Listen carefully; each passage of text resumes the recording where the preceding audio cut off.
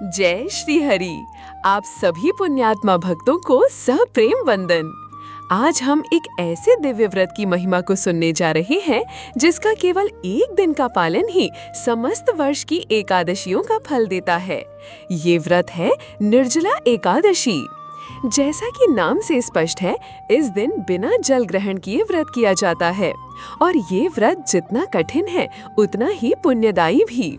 श्रीमद् भागवत महापुराण, पद्म पुराण तथा अन्य अनेक धर्म ग्रंथों में इस व्रत का वर्णन मिलता है।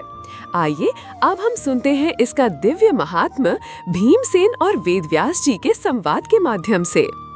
एक बार पांडवों में सबसे बलशाली भीमसेन ने वेदव्यास जी से कहा, हे महामुनि, मेरे सभी भाई युधिष्ठिर, अर्जुन, नकुल, सहदेव और माता कुंती सभी बड़ी श्रद्धा से एकादशी व्रत करते हैं।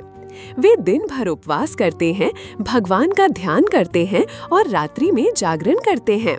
लेकिन मुझसे भूखा रहा नहीं जाता। जब भोजन का समय आता है तो मेरे शरीर में कंपन होने लगता है, हाथ पांव ढीले पड़ जाते हैं और आंखों के सामने अंधेरा छा जाता है। मैं अपने भाइयों के समान व्रत नहीं कर पाता और इससे मुझे दुख होता है। हे ऋषिवर, मैं भी भगवान की पूजा, दान और धर्म करना चाहता हूँ। कृपा करके मुझे ऐसा कोई उपाय बताइए जिससे मुझे भी सभी एकादशियों का फल प्राप्त हो सके, लेकिन मुझे उपवास न करना पड़े। व्यास जी मुस्कुराए और बोले, हे भीम, यदि तुम व्रत का फल चाहते हो और नियमित रूप से उपवास नहीं कर सकते, तो तुम एक दिन ऐसा व्रत करो जो सभी एकादशियों के बराबर हो। वो दिन है ज्येष्ठ शुक्ल पक्ष की एकादशी, जिसे निर्जला एकादशी कहा जाता है। इस दिन यदि कोई व्यक्ति केवल भगवान विष्णु का स्मरण करता है, भजन करता है, जल तक ग्रहण नहीं करता और रात्रि जागरण करता है, तो वो वर्ष भर की सभी एकादशियों का फल एक साथ प्राप्त कर लेता है।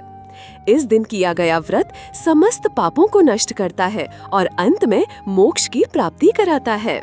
भीमसेन ने इस महान व्रत का महात्म्य सुना और उसने निश्चय किया कि वो इस 8 दिन निर्जल रहकर भगवान की भक्ति करेगा, और उसने वही किया। उस दिन भीमसेन ने जल तक नहीं पिया, पूरे दिन भगवान विष्णु का ध्यान किया और रात्रि जागरण किया। व्यास जी ने कहा, हे भीम, आज से तुम्हारे इस संकल्प के कारण इस व्रत को भीमसेनी एकादशी भी कहा जाएगा। हे भक्तों, निर्जला एकादशी केवल भूखे रहने का नाम नहीं है।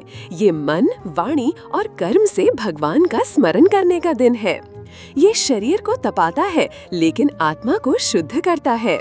ये व्रत हमारे भीतर के राक्षसों जैसे काम, क्रोध, लोभ, मोह को जलाकर राख कर देता है। शास्त्रों में कहा गया है, एकादश्याम जलम त्यक्त्वा यस्तिष्ठेत नियतेन्द्रियः सर्व पाप विनिर्मुक्तः विष्णुलोके महीयते। अर्थात जो व्यक्ति एकादशी के दिन जल भी त्याग कर भगवान का स्मरण करता है, वो समस्त पापों से मुक्त होकर विष्णु लोक को प्राप्त करता है।